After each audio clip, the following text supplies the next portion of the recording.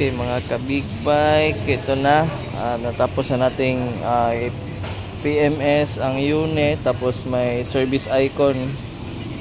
I-try nating walain ito. Mawawala ba ito or hindi? Sige, hanapin muna natin yung battery.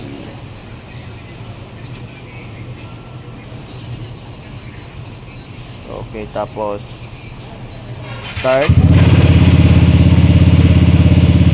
Tapos press.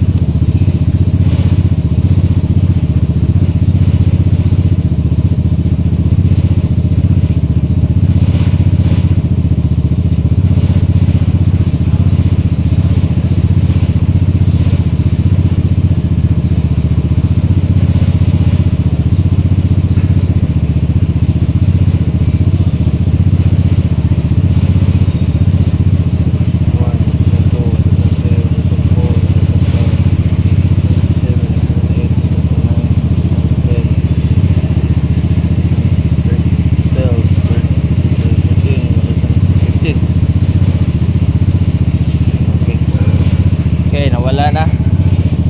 Kasi nawala na yung icon. Okay na. So ganun lang mga ka-best pa paano mag-reset